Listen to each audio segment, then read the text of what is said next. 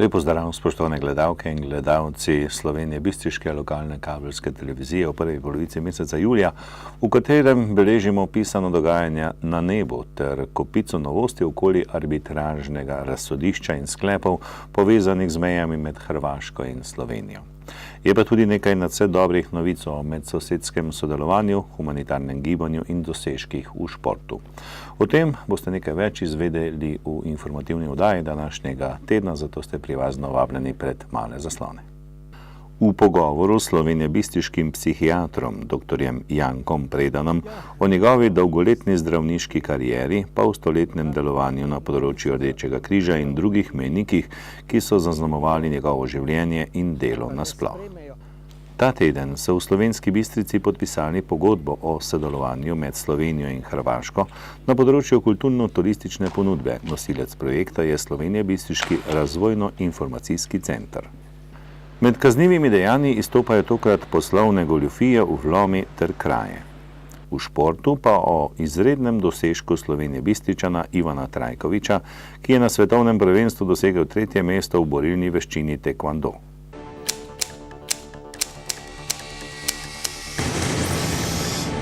V rubriki Aktualno objavljamo pogovor z dr. Jankom Predanom, slovenjebistriškim psihiatrom. Z njim se je pogovarjal Drago Čoš. Doktor Predan, prejšnji mesec ste na Igu prejeli naziv častnega člana Rdečega križa Slovenije za prizadevno 50-letno delo v tej humanitarni organizaciji. Zelo sem bil vesel, ko so mi podelili to najvišje priznanje Rdečega križa Slovenije. Nenazadnje resnično mineva 50 let, letos, odkar me je Marjana Žurman povabila v vrste Rdečega križa. To je bilo, ko sem bil splošni zdravnik v ambulanti v Oplotnici in od takrat delam v Rdečem križu. Vesel sem, da lahko delam v Rdečem križu, kajti pomagati ljudem je nekako povezano tudi z mojim poklicem. Pri tem pa želim povedati, da mi tudi tisti, ki so našo pomoč sprejemali, veliko dali. Dali z svojo iskrenostjo, tudi občutljivostjo, pa tudi z iskrenim nasmehom, solzo, pa stiskom rok. Iskrenost in zmožnost, da te ni sram, da nekaj spremeš, ko se v stiski, pomeni, da so ljudje v svoji celosti dovolj dobri in tudi znajo razumeti svojo stisko in na ta račun ne delajo, naj mi bo oproščena beseda, nobenega cirkusa. Mi pa zadnje čase, okoli te revščine, ki je bila in je, delamo resnično cirkus, ki ni vreden tistih, ki so pomoči potrebni. Razna psevdohumana društva, ki rastejo kot gobe po dežju, izkoriščajo to revščino in v zadju tega pa ne zasledim iskrenost in iskrena želja po pomoči. Ampak neka osebna afirmacija ali pa nekaj, kar ni zvezano s humanostjo. Pa pri tem, Bog ne daj, ne mislim, kot mi velikokrat vprašajo, če je Karitas naša konkurenčna organizacija, daleč od tega.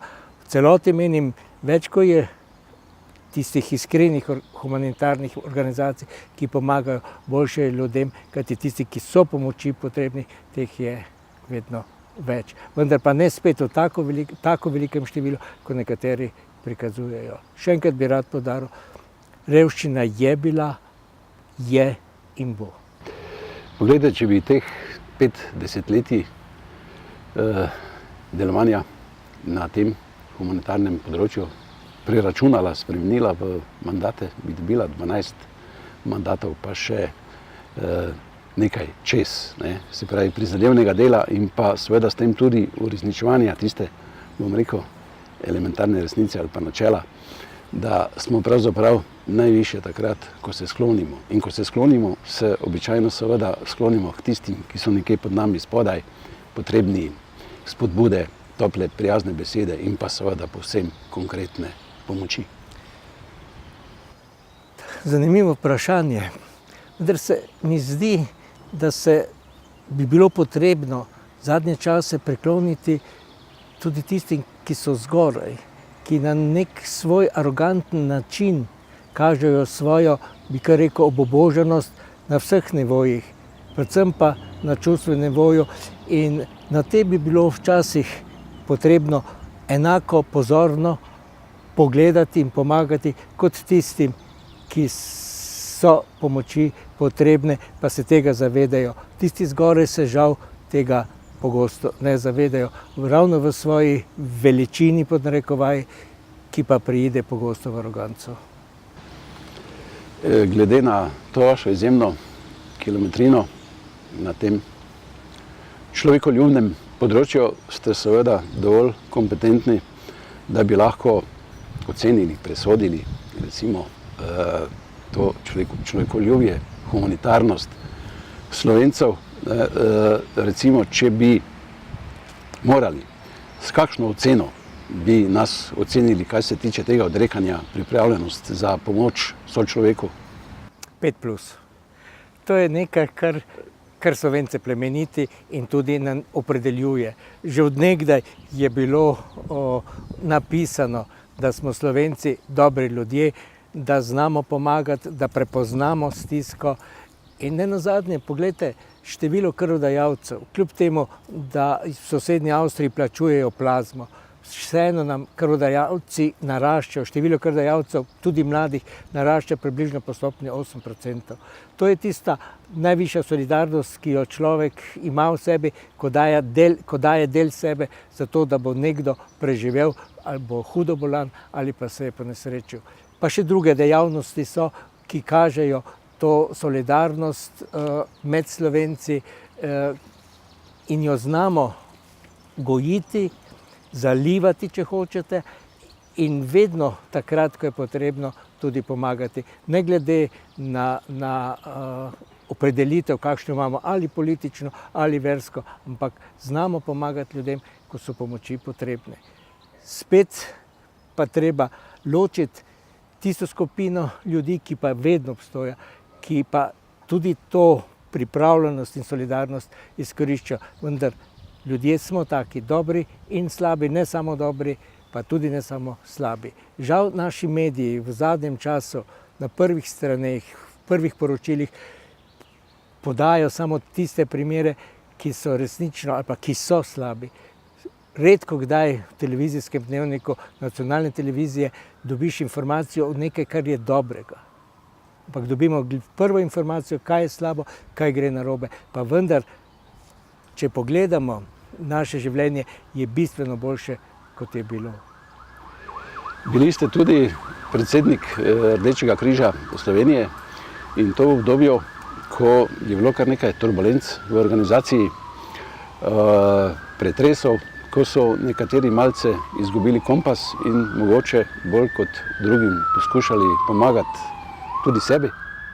Ja, takrat je bilo resnično potrebno pomagati Rdečemu križu, samemu sebi, da smo spet pri ljudeh spodbudili to zaupanje v naše delo. Šlo je za, morda nisem še nikoli povedal v javnosti, zame najboljši sekretar, generalni sekretar Rdečega križa Slovenije je bil gospod Jelenič. Boljše, kot je bilo. Vendar v situaciji, ko se je ta divji kapitalizem začel razširjati v vse pore, je takrat zaradi slabih svetovalcev podlegel in je prišlo do afere, ki je resnično škodovala Rdečemu križu, še škoduje, se pa Rdeči križ pobira, dobiva spet zaupanje pri svojem delu in je spet tisto gibanje, ki ljudem vrača vero v življenje. Doktor Predan, ste bili dolgoletni predsednik naravovarstvenega društva Vintgar tu v Slovenski Bistrici. Mogoče malce širše vprašanje, kaj menite, kaj je s to okoljsko-ekološko bitko na tej globalni ravni, jo izgubljamo, temu prid najbrž ne grejo tudi zadnje poteze ravnanja ameriškega predsednika, ko je med drugim izjavil tudi to, da so podnebne spremembe pravzaprav potegavščina. Ja, veliko tistih ljudi, ki nekako niso za ekologijo, ki ne želijo ali pa ne sprejmejo, da je zemlja ranljiva.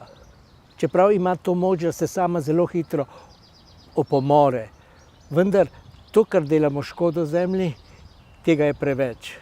In odraz tega so te situacije, predvsem vremenske, ki jih opazujemo v zadnjem času. Nenazadnje, pred 3 dnevi ta hud veter, hudi nalivi in še. Bom povedal eno epizodo, me je poklicala ena gospa iz Primorske, starejša, 87 let stara, pa sem jo vprašal, kakšno je vreme na Primorskem, pa je rekla, ja, grozljivo slabo, kajti kriv za vse to je tisti Severnokorejec, ki v svoje bombe meče samo veliko strupa. Vendar ta Severnokorejec ni edini. Veliko je tistih, ki mečejo strup in enostavno onemogočajo življenje zemlji. Potem pa se pojavi naš slavni slovenski zet, ki negira, ki govori o izmišljotini. Seveda so spet tisti, ki hočejo to slišati, bojo to izkoristili in zmeraj več bo ogljikovega dioksida, zmeraj več bo onesnaženosti in zmeraj več bo različnih ujm. Vse je res, v zgodovini človeštva so vedno prišle, je bila ledena doba, je bila propad tega obdobja, to je vse bilo. Vendar človek nikoli ni sam storil toliko slabega zemlji, kot to stori sedaj. V okolju, v katerem danes sva, tudi v tem lepem Bistriškem parku, menim pa, da je v naši občini in tudi v ostalih 3 občinah okolje dobro, da skrbimo za okolje. Tudi Vintgar, tam sem tudi častni predsednik v tem društvu, čeprav smo se nekoliko razšli, ker v nekaterih aktivističnih stvareh se ravno ne najdem. Je pa pomembno, da je Vintgar, da opozarja in da kaže na stvari, ki jih lahko na nek način rešimo sami. Zelo sem bil vesel, ko zaradi operacije, ki sem imel pred kratkim, hodim ob Bistriškem potoku od lokalne vasi proti Črešnjevcu, ko sem videl ribe. Tega si nisem mogel pred 10 leti predstavljati, da bi v Bistriškem potoku bile ribe. To je znak, da smo skrbni in da znamo ceniti ekologijo. Ostaniva za trenutek še pri našem že omenjenem slovenskem zetu, namreč moram vas izzvati kot psihiatra. Poglejte, pred časom je skupina uglednih ameriških psihiatrov izdelala tako ad hoc blic oceno značajskih osebnostnih lastnosti ameriškega predsednika. Vsi od prvega do zadnjega, brez izjeme, so ugotavljali prisotnost disocialne oziroma narcisoidne motnje. Tisto, kar je na nek način vzbuja skrb, je pravzaprav to, da se lahko tudi na najvišje položaje v družbi, državi, politiki povzpnejo ljudje, recimo za neko osebnostno motnjo. Ki imajo karizmo in preko svoje karizme znajo pridobiti ljudi, da jih volijo. Jaz sicer ne poznam te študije. Ko sem bil poslanec, sem bil zaprošen, da bi dal psihogram enega izmed naših politikov, pa je bil moj odgovor, ta politik je zdrav.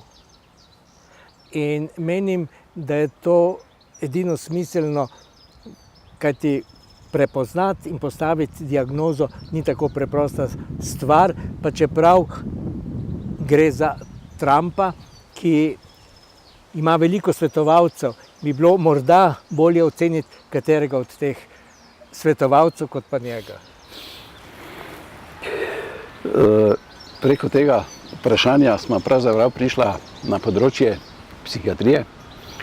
Vaše poklicno področje, ki ste mu namenili dobršen del svojega poklicnega profesionalnega angažmaja. Mislim, da ste pravzaprav na področju zdravljenja odvisnosti od alkohola na nek način pionir. Mislim, da ste se tam v 70-ih, 80-ih letih prijavili na razpis zdravstvenega doma v Mariboru in potem formirali tim. To je bil pravzaprav začetek tega dispanzerja.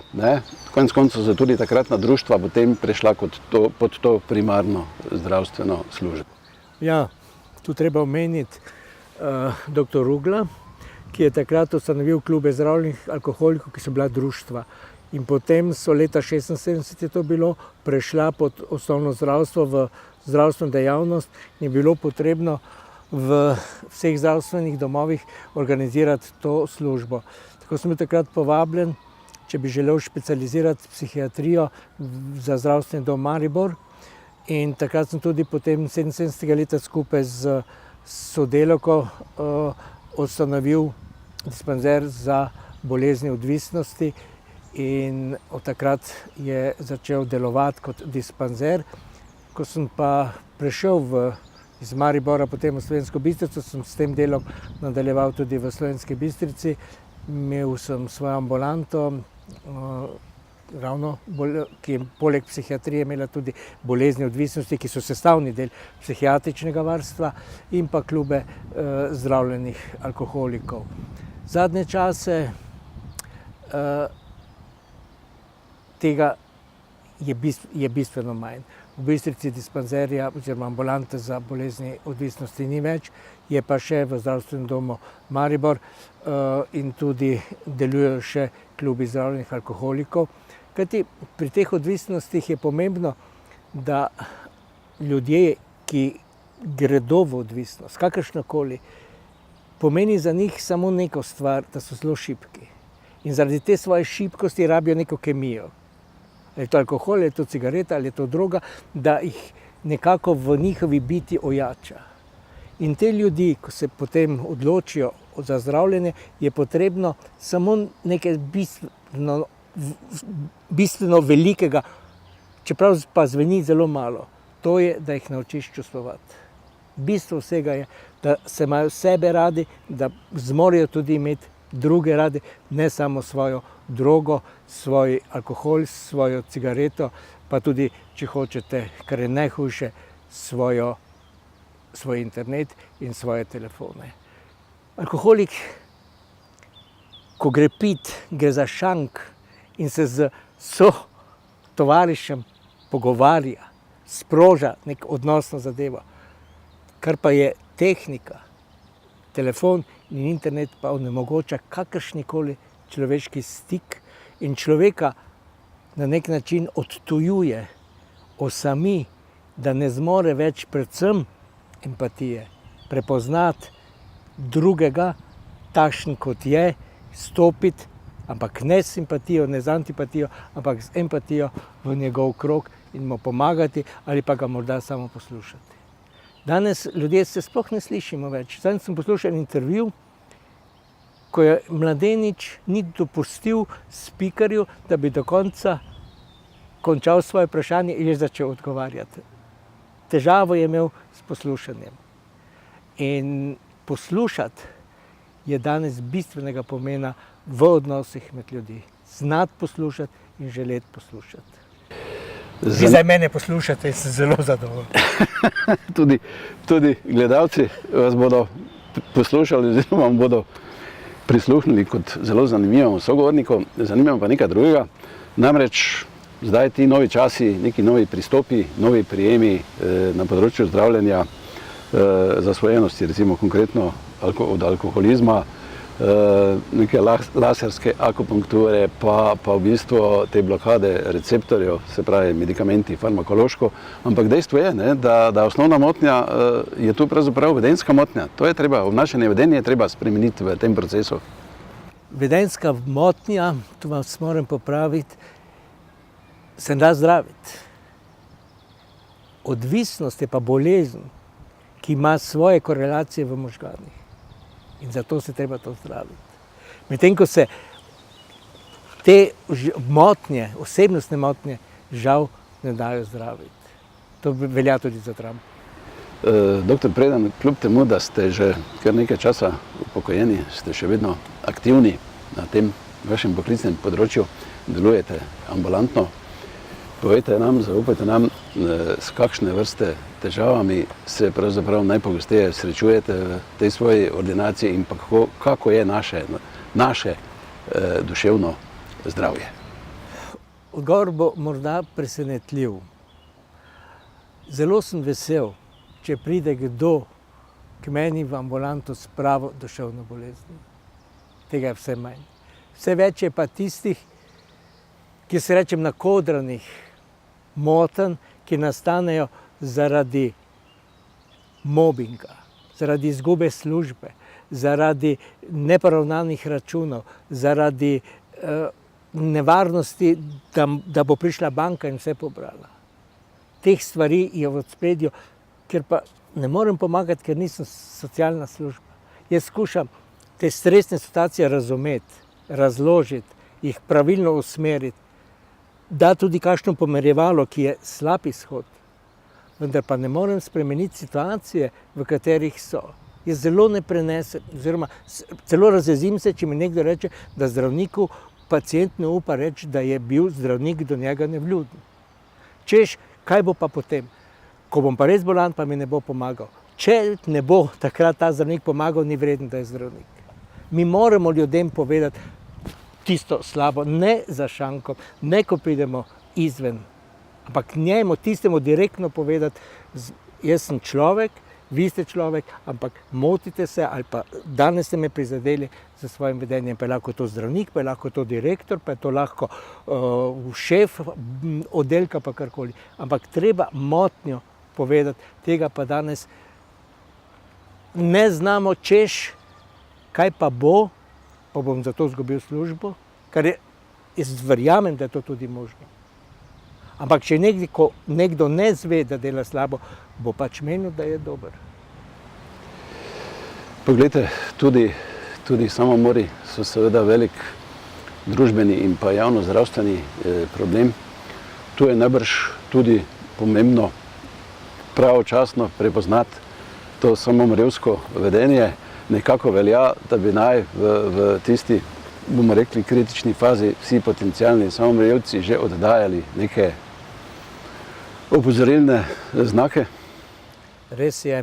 Vendar so ti znaki včasih tako subtilni, tako zakriti, tako neprepoznavni, da jih tudi strokovnjak ne prepozna. 40 let sem psihiater. Kar nekaj mojih pacientov je naredilo samomor. Nisem prepoznal njihove težnje, njihovega klica na pomoč. Vsak, ki se s tem ubada, ki razmišlja o tem, nekako daje zunanje znake in prosi za pomoč, vendar je to, kot sem povedal, zelo težko prepoznati. Je pa eno pravilo, ki ga želim povedati, da tisti, ki grozi ali govori, da bo naredil samomor, je samomorilno ogrožen. Ne velja več, da tisti, ki govori, tega ne bo naredil.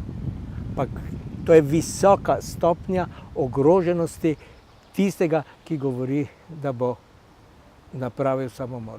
In če takega še potem vprašamo o načinu, potem je pa zadnja alarm, da potrebuje nujno strokovno pomoč ali kar hospitalizacijo.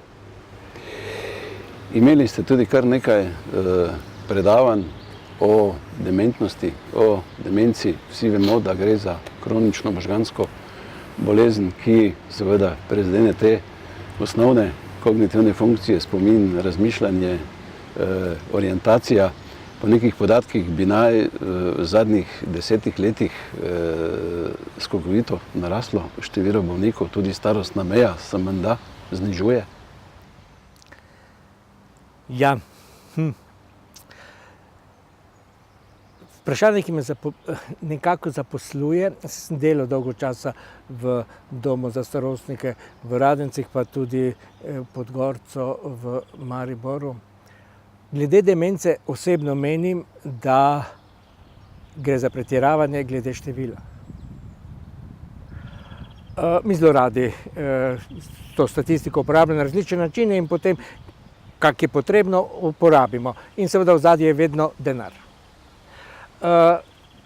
Bo demenca, je demenca. Ampak rajše se ozrimo, da je ne bi dobili.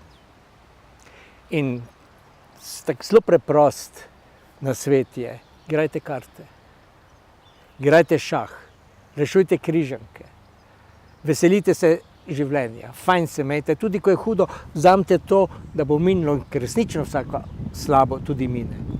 In če je dobro, to negujmo. Potem bo te demence dosti manj. Je pa res, da se starost nekoliko znižuje. Najmlajša slovenska pacientka, ki je imela demenco, je bila stara 22 let, ampak to so izjeme, ki jih ni za sploševati. Sicer je v glavnem demenca po 70-80 letu, tako resnično pride do teh spominskih motenj in tisti, ki to doživlja, tega pa noče priznati. Pri demenci so zelo prizadeti tudi skoraj imobilizirani svojci. Ti dosti bolj trpijo kot pa sam dementni bolnik. In tu bi bilo treba najti skupine in pomoč ljudem, za katere je zelo pomembno, da ostanejo v svojem okolju, ker so živeli 30, 40, 50 let, ne pa da grejo v dom. In da jim omogočamo preko nege, ali pa, kar je še boljše, da bi ustanavljali vrtce za starostnike. Zjutraj bi kot malega otroka odpeljal v vrtec, poldan ali pa ob 4 prišel po njega in ta dementni bi ostal v svojem okolju, imel bi pa družbo, bi se lahko družil in se bi čutil pomembnega. Dementni, taki kot so, niso nobene bilke. So ljudje, ki so vredni spoštovanja, ki jih moramo spoštovati in ki imajo svoj način čustvovanja. In če vse to vzamemo v zakup kot celota, lahko dementnemu bolniku veliko pomagamo ravno s tem, da ga ohranimo doma, da ostaja doma in da ne gre v dom. Kako je kaj s čakalnimi dobami na področju psihiatrije, psihoterapije in pa z regionalno pokritostjo s temi storitvami? Te čakalne dobe so za moje pojme umetna tvorba. Vse v zdravstvu, za moje pojme čisto umetna tvorba. Jaz sem bil 10 let splošni zdravnik, nisem imel nikoli čakalne dobe. Začel sem delal v 6, pa sem v 2 nehal, če je bila pa gripa, sem pač delal do 3:30. In noben mi ni določil, da moram imeti 7 minut časa za pacienta. Jaz sem imel časa toliko, koliko sem menil, da ga pacient potrebuje. Mi smo pa te čakalne dobe na nek način ustvarili na novo. Res so večje potrebe, več ljudi želi imeti. Več ljudi tudi bere doktor Googla, kar je katastrofa od katastrof. Ker berejo samo tisto, kar hočejo in kar vidijo. Vse ostalo, kar še zraven piše, je nepomembno. In potem so zahteve takšne, ki samo izjemno podražijo zdravstvo. In čakalna doba se da vsaka izjemno dobro z organizacijo kontrolirati. Jaz, ko sem bil v Bistrici psihiater, jaz sem pač imel v knjigi naročan vsaki drugi dan 3 prazne prostore za prve paciente. Dejansko je bilo redko kdaj, da bi bila čakalna doba, pa nisem pred 30 leti šel v penzijo. Ampak to je potrebna, gre pravzaprav za organizacijo. Poglejte, spet sem vrnil, marca letos sem bil operiran. V Murski Soboški bolnišnici, krasno, vse. Ampak preden sem jaz prišel tam, kjer sem se slekel, pa do svoje postelje, me je 6 različnih ljudi vprašalo, na katera zdravila sem alergičen. To je čisti nonsens. Ampak protokoli so nastali takšni, da treba to na ta način odreagirati in seveda se izgublja čas. Doktor Predan, psihične težave, bolezni lahko seveda posameznika skozi percepcijo drugih zaznamujejo. Govorim seveda o stigmi. Kako je pravzaprav z to destigmatizacijo? Verjetno tu obstajajo neke razlike med podeželjem, urbanim okoljem. Še vedno velja, če greš prejeno, si alkoholik. In tega se bo pač še veliko ljudi se drži, ali pa tudi, če grem psihiatru, sem nor. Tega ni. S narobe je, to ni prav. Narobe je tudi to v Ameriki, ko ima vsak svojega psihiatra. Sem bil pri kolegici v Berlinu, ki je imela zlate kljuke na vratih. Pa sem rekel, ja, odkot pa to? Pa zakaj to? Je rekla, jaz se zdravim zdrave. Sprej samo plačniško vse. Ampak bistvo je, to je bolezen kot vsaka druga bolezen. Nič ni drugega. To je bolezen, ki je običajno pač vezana na možgane, ne vidi se na ta način, kot se druge bolezni nekatere vidijo, vendar je kot bolezen se je ni treba sramovati. Imamo pa danes zdravila, imamo danes psihoterapije, ki bistveno olajšajo duševne motnje, duševne bolezni. Bistveno. Se pogledajte, že sama stroka ne govori o duševni bolezni, ampak duševni motnji, kar je čista neumnost. To je duševna bolezen. Motnja je, seveda je motnja, ampak je bolezen in to treba vzeti in se tega ne sramovati. Je pa seveda tudi res na drugi strani, da pa nekateri tudi to motnjo in bolezen pa izkoriščajo, ampak na to trebamo vedno računati. Moje pravilo pa je, da verjamem pacientu. V vašem pestrem, bogatem, zanimivem življenju imate tudi izkušnjo, ni izostala, poklicnega politika. Bili ste en mandat poslanec državnega zbora. Tu bi vas pa rad poprašal nekaj o patriotizmu, o domoljubju.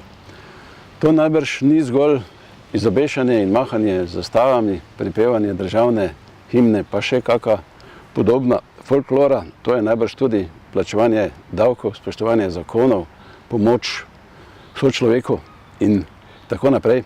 Tisto pa, kar pravzaprav najbolj skrbi, je pa to, da se poskuša prevzeti monopol nad domoljubjem, se pravi to kapitalizirati v tem političnem smislu. Sem se že nekajkrat skregal tudi s kakšnim politikom, tudi s kakšnim cerkvenim dostojanstvenikom. Pravzaprav jaz ne priznam domoljubja. To je domovina, je moja. Pa to je tudi lahko moja država. Jaz sem tu Slovenec, jaz sem to in zato je to nekaj, kar je samo po sebi umevnega, zato ni treba posebej gojiti, mahati z zastavami, imeti koncem leta, ne vem, kakšne domoljubne proslave in vse skupaj. To je nekaj, kar je umetno. To je nekaj, kar je čisto izumetničeno in spet se izkorišča v čisto neumne zadeve. Ampak vsak v sebi čuti, kaj je njegova domovina. Pa tako bom rekel, kjer je njegov rod, kjer je njegova zemlja, s katere je rastel, v kateri ima korenine. To se pa izkoreniniti ne da. Ne na takšen, ne na drugačen način. Z ali brez domoljubja. Ampak moje korenine so tu. Tu so in iz teh sem jaz pognal in moji pradedi in prapradedi so živeli tu. Vsaj te, koliko mi je znano, drugi so mogoče prišli nekoč iz Zakarpatja, ampak sedaj so tu in to je moja domovina. Zato ni treba nekaj umetnega imeti pouk o domovini. Doktor Predan, v najinem pogovoru za občinsko tiskano glasilo Informator pred skoraj 4 leti ste izrekli zelo zanimivo misel in sicer tudi, če luč ugasne, je treba pač poiskati moč in jo zopet prižgati. Konec koncev ima tudi svetloba ogromno odtenkov, kakšen je najbrž tudi naš. Ja, in vedno je. Bistvo vsega je, da luč je. To najdemo v kakšnem koli, tudi teološkem smislu. Vsak, ki išče luč, jo najde in tam omogoča, zadnje, da preživi, da živi. In tu te luči pogrešam jaz, premalo iskanja te luči. Nekih zadovoljitev, ki ne iščejo luč, ampak se končajo pred tem, da bi resnično zažarelo. Kot sonce zažari, da bi to tudi ta luč zažarela in nas na ta način osrečevala. Tega si nekako ne dovolimo, da bi bili srečni. Pa zmeraj iščemo izgovore, pa to je narobe, pa on je narobe, pa ta birokrat je narobe naredil, vse to možno, ampak tisto, kar je pa v nas, pa ni odvisno od nobenega, samo od nas samih. In mi smo tisti, ki moramo se za to potruditi, to ne pade z nebes, z neba, ampak se moramo za to potruditi in to iskanje luči pomeni tudi iskanje dobrega človeka v sebi in okoli sebe.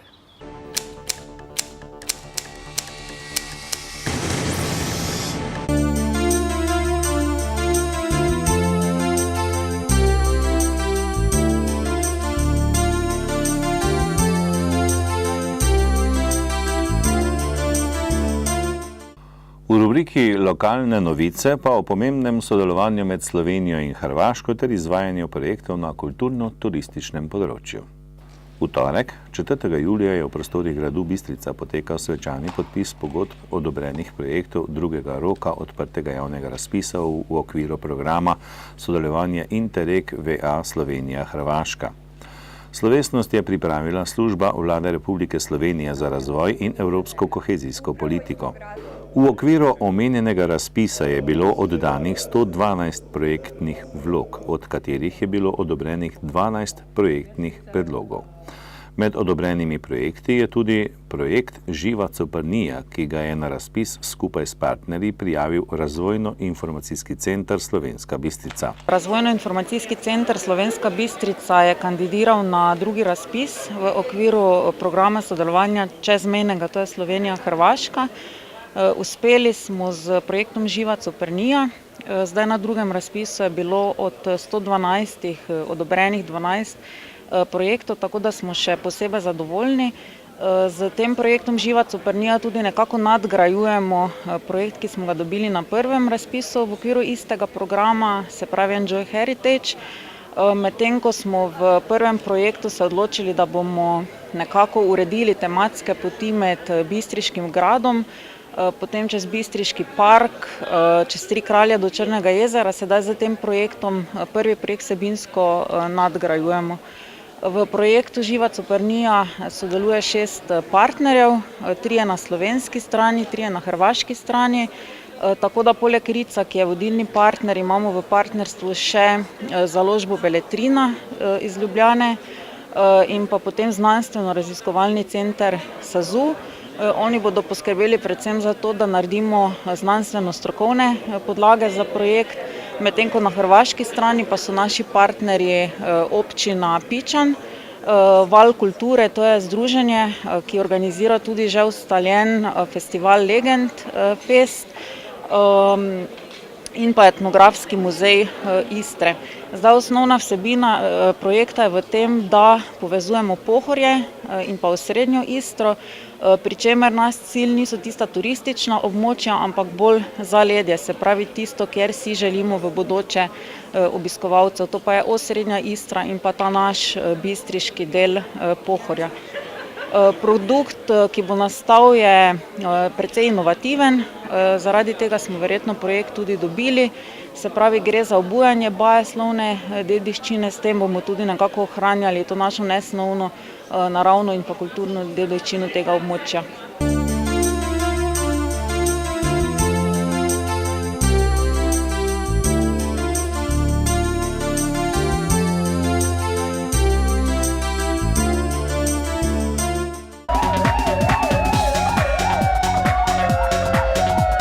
Policisti Slovenije Bistriške policijske postaje so pretekli in ta teden zabeležili in obravnavali naslednje dogodke in pojave. Z področja kriminalitete beležimo 13 kaznivih dejanj, od tega 6 tatvin, 4 poškodovanja tuje stvari, nasilje v družini in 2 goljufiji. Slovenska Bistrica. Oškodovanec je znanki, ki jo je spoznal prek komercoglasnika, v obdobju 3 let posodil okrog 40 000 evrov, ki naj bi jih le-ta potrebovala za izplačilo dedičev, vendar mu denarja noče vrniti. Pa še ena poslovna goljufija. Oškodovanec je v aprilu plačal avans ob naročilu enokrilnih vratov v višini 565 evrov. Dogovor za dobavo in montažo naj bi bil realiziran v 5 tednih, vendar se to ni zgodilo. Oglenšak. Občan je preuredil vezje električne omarice tako, da je elektriko uporabljal brezplačno. Pragersko. Neznani storilec je na železniški postaji Pragersko razbil steklo na linici za prodajo vozovnic, škoda je za 300 evrov. Sele pri Polskavi. Neznanec je iz gospodarskega poslopja ukradel električno kolo, škode je za 680 evrov. Poljčane. Neznan izmikavt je vlomil v lokal, odnesel 50 evrov menjalnega denarja in poškodoval prostor za sladoled. Iz lokala na železniški postaji je neznani nepridiprav odnesel menjalni denar, kuverto z dnevnim izkupičkom ter senčnik. Škoda je za 600 evrov. Na pokopališču je iz avtomobila nekdo izmaknil torbico, lastnico pa oškodoval za 250 evrov. Z področja prometne varnosti so policisti obravnavali 15 prometnih nesreč, podali en obdolžilni predlog in izdali 36 plačilnih nalogov.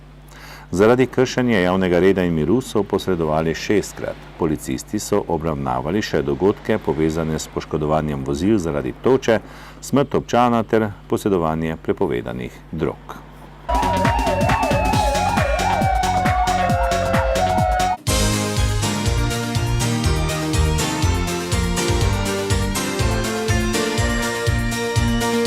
Petindvajsetletni Bistričan Ivan Trajković je na nedavno končanem svetovnem prvenstvu olimpijske tekvandoje v Južni Koreji v kategoriji do 87 kg osvojil 3. mesto.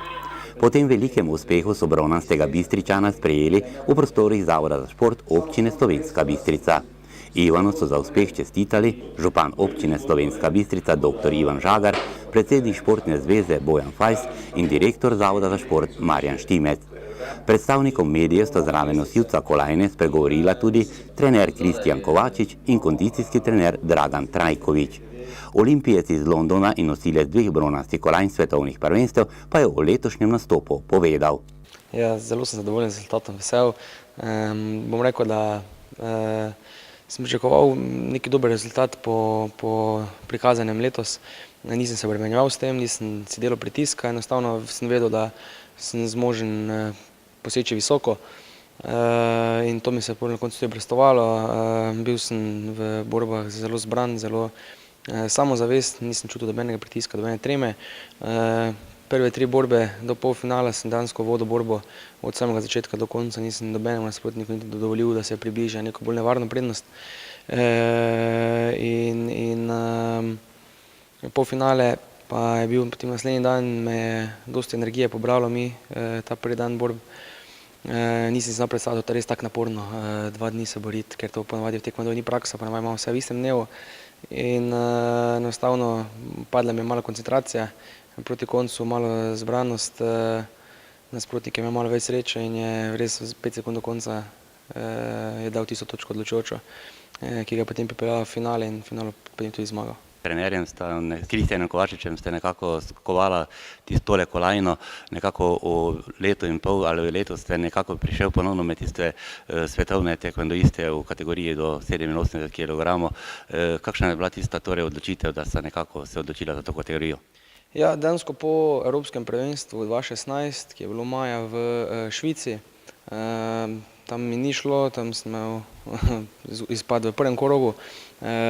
So pa dobitniki medalj do 87 kg, so bili pa vsi približno moje konstitucije in smo se pogovarjali s neko, zakaj pa ne probati. Imel sem takrat 92 kg in sem vedel, da lahko teh 5 kg shujšam.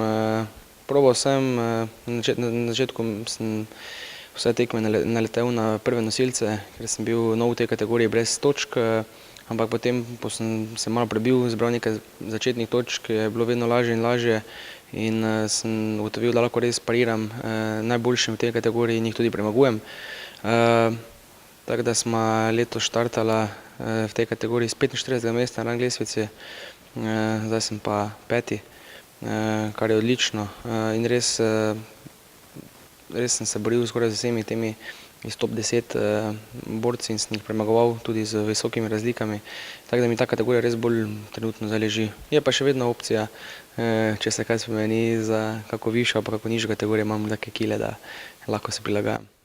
Zraven trenerja Kristjana Kovačiča in tudi tvojega očeta, nekako kar velika ekipa, ki deluje okoli tebe, morda nekaj besed o tem? Ja, dosti ljudi skrbi za mene, oni Tudi njim je lažje verjetno, ker drugega razbremenijo za en segment treninga in se lahko bolj posvetijo vsak svojemu delu. Mi je pa zelo dosti pomagalo to sploh delo s športno psihologinjo Tanjo Kajtna. Mi je res zelo pomagalo, da ohranjam to mirnost v borbah, ki je najbolj pomembna, seveda pa tudi vse ostale stvari, ki so potrebne, da za gibljivost v kokih sem delal z Jamesom Tomazinom,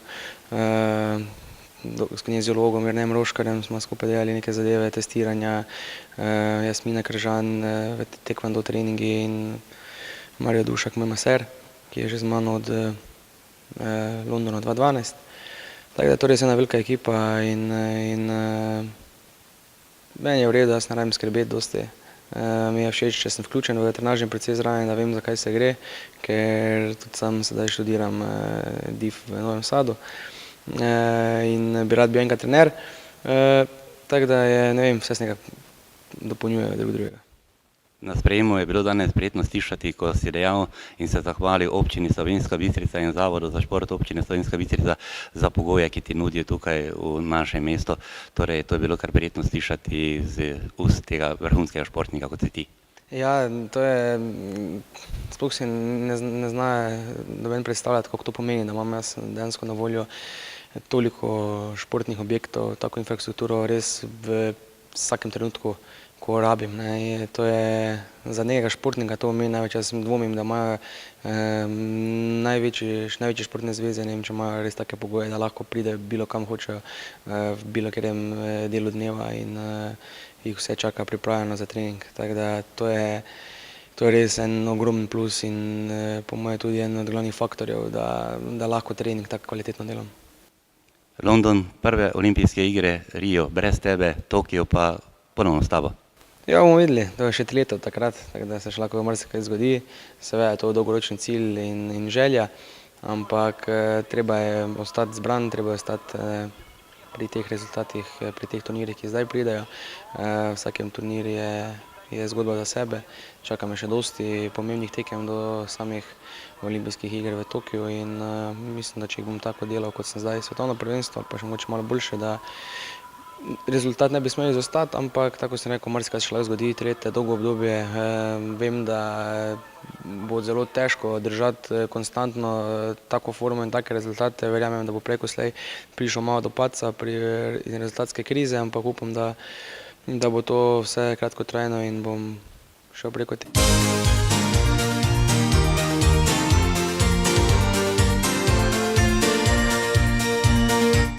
Spoštovani, iztekla se je še ena informativnih oddaj Studia Bistrica. Na programu pa so še vedno poletni oddihi, počitnice in seveda poletno vreme pomešano z aprilskim pridihom. Pa nič za to, kljub vsemu si naredite počitnice po svoji meri in naj vam bo lepo. Z vami pa bomo tudi prihodnji teden. Pa srečno!